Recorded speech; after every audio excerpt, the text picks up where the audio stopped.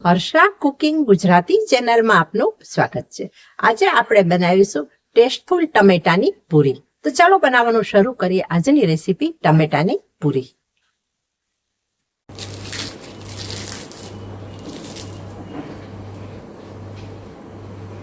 અહીં લીધા છે 250 ગ્રામ 3 નંગ ટમેટા, એક લીલું મરચું અને કોથમરી લીધી છે। કોથમરી 25 થી 30 ગ્રામ છે।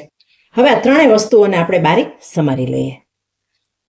ટામેટા, કોથમરી અને મરચાંને આપણે બારીક કાપી લીધા પછી હવે આપણે જઈએ ગેસ તરફ। ગેસ ઉપર કડાઈમાં મેં 1 ચમચો તેલ એડ કરેલું છે। હવે આપણે ગરમ તેલની અંદર અડધી ચમચી જીરું એડ કરી દઈએ અને અડધી ચમચી હિંગ ઉમેરી દઈએ।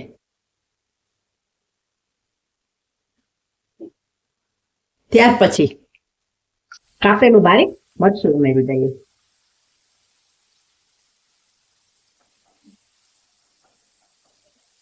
મરચાંને આપણે ફ્રાય કરી લઈએ। જેવું મરચું ફ્રાય થઈ જાય એટલે આપણે એડ કરી દઈએ બારીક કાપેલા ટામેટા।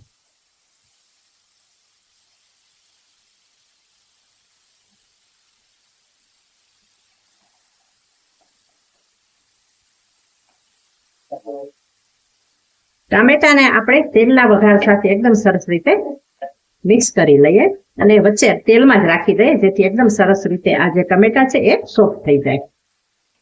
અને તરત જ આપણે હવે મસાલા નાખવા માંડીએ। સ્વાદ પ્રમાણે આપણે મીઠું એડ કરી દઈએ।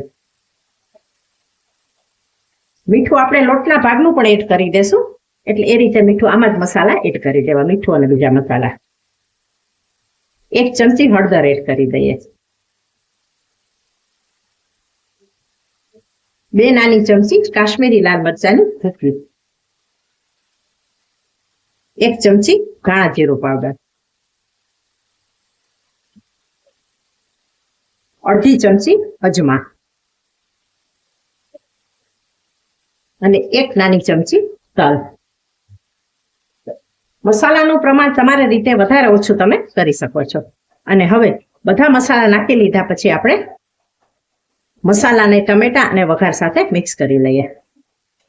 મિક્સ કરતા જઈએ અને આપણે કૂક કરતા જઈએ।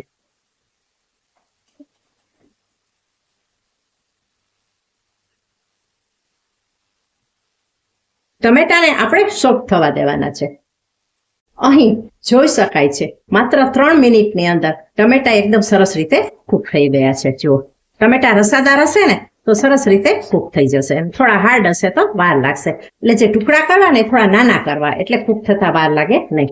હવે આપણે એડ કરી દઈએ અહીં સૂજી। સૂજી મેં 4 ટેબલ સ્પૂન એટલે અડધી નાની વાટકી લીધી છે। સૂજીને એડ કરી અને આપણે મિક્સ કરી લઈએ। આ પૂરી તમે ક્યારે ન બનાવતા હો તો એક વખત ચોક્કસ બનાવી લેજો। ટમેટાની પૂરી બહુ ટેસ્ટમાં સરસ લાગે છે, 2-3 દિવસ સુધી બગડતી નથી અને નાસ્તા માટે પણ બેસ્ટ છે અને જમવામાં પણ બનાવી હોય તો શાકની પણ જરૂર ન પડે તેવી પૂરી બને છે। દહીં સાથે ખાઈ શકાય, ચા સાથે પણ ખાઈ શકાય।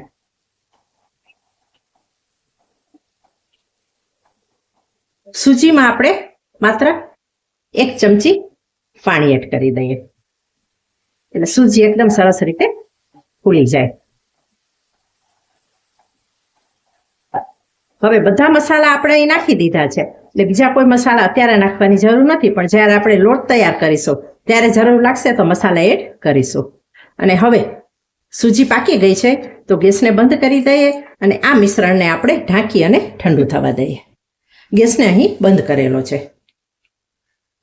જ્યારે ટમેટા અને સૂજી વાળું આ મિશ્રણ ઠંડુ થઈ જાય ત્યાર પછી આપણે એડ કરી દેવાની છે કોથમરી।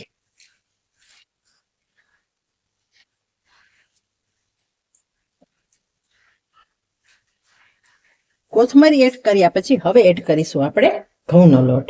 અહીં સૂજી 1 નાની વાટકી અડધી વાટકી લીધી હતી સૂજી, તેની સામે 1 મોટો વાટકો મેં ઘઉંનો લીધો છે। આ વાટકો 150 ગ્રામ થી 200 ગ્રામ જેટલો છે। ટમેટા અને લોટનું માપ સરખું રાખવાનું છે। 200-250 ગ્રામ જેટલા ટમેટા હોય તો એટલો સામે ઘઉંનો લોટ લેવાનો છે અને મસાલા આપણે આપણા ટેસ્ટ પ્રમાણે ઉમેરવાના છે। હવે આપણે સરસ રીતે લોટને બાંધી લઈએ. અને આ લોટને આપણે થોડો ટાઈટ રાખવાનો છે, રોટલી જેવો રાખવાનો નથી કે થેપલા જેવો પણ રાખવાનો નથી, થોડો ટાઈટ રાખીએ. બધું એકદમ સરસ રીતે આપણે લોટની અંદર મિક્સ કરી દઈએ. અને પછી આપણે ચાખી લેશું કે કોઈ મસાલાની જરૂર છે, તીખાશની કે મરચાંની ભૂકી હોય તો તેની કે નિમકની, તો આપણે એડ કરી દેવાનું. પણ આપણે મસાલા એમાં નાખ્યા છે એટલે લગભગ જરૂર પડે નહીં. છતાં લોટ છે એટલે કદાચ ફીકું લાગે થોડા મસાલા એડ કરી દેવાના.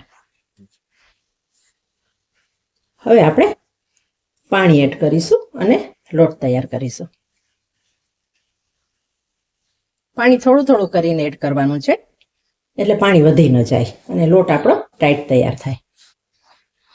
અત્યારે 2 ચમચી પાણી નાખેલું છે મેં, જરૂર પડશે તો 1 ચમચી નાખશું પછી.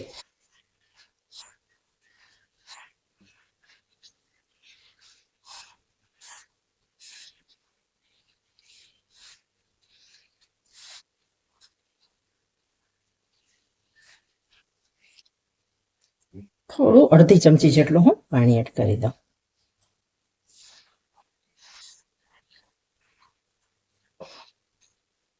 આ રીતે બાંધતા જઈએ અને જરૂર પડે તો જ પાણી આપણે ઉમેરતા જઈએ, જેટલું અને જેવું.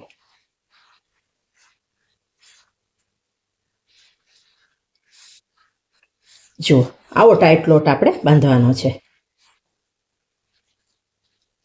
2 ચમચીથી વધુ પાણી ઉમેરેલું નથી. બાકી તો ટમેટામાં કેટલું મોઇશ્ચર છે અને સૂજી કેટલું પાણીને એબ્ઝોર્બ કરે છે તેના ઉપર છે. હવે આ લોટને આપણે એકદમ સરસ રીતે બાંધી લઈએ ને પછી રેસ્ટ આપી દેશું.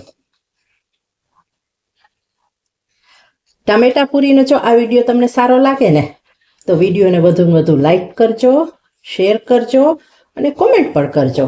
અને જો તમે ચેનલ પર પહેલી વાર આવ્યા છો અને નવા છો તો ચેનલને સબસ્ક્રાઈબ કરવાનું ભૂલશો નહીં, જેથી જ્યારે જ્યારે હું નવી રેસીપી બનાવું ને ત્યારે મારો ઉત્સાહ વધે.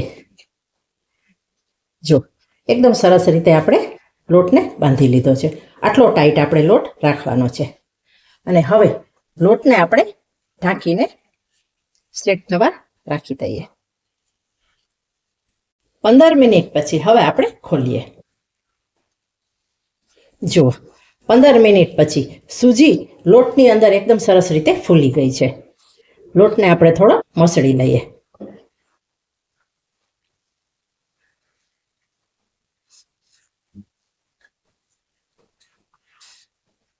ને અહીં જે મસાલા નાખ્યા હતા ને માપથી, એનાથી કોઈ મસાલા આપણે વધારે એડ કરેલા નથી. જો લોટ આપણો એકદમ સરસ તૈયાર થઈ ગયો છે. હવે આ લોટમાંથી આપણે લુવા કરીશું.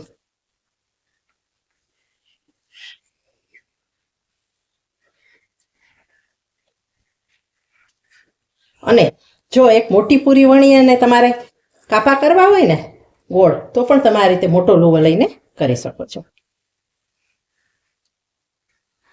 લુવા બની ગયા પછી પૂરીને આપણે વણી લેવાની છે.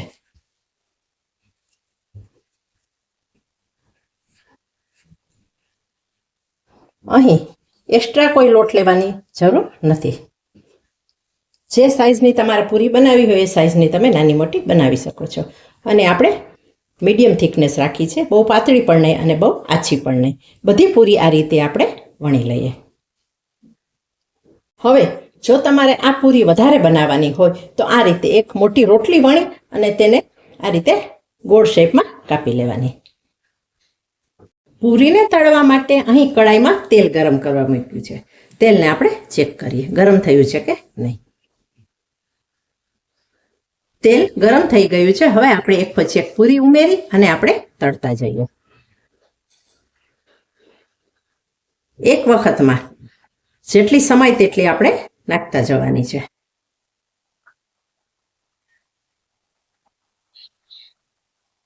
પૂરી ઉપર આવી જાય એટલે આપણે સાઈડ ચેન્જ કરવાની છે અને બંને સાઈડ એકદમ સરસ રીતે આપણે તળી લેવાની છે.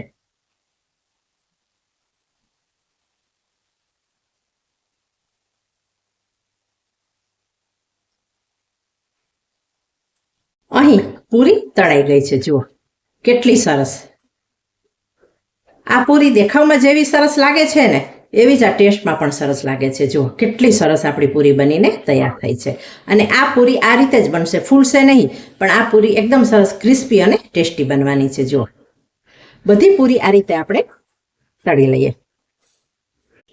તૈયાર થઈ ગઈ છે ટમેટાની ટેસ્ટી અને હેલ્ધી પૂરી. હવે મળીશું બીજી જ નવી રેસીપી સાથે.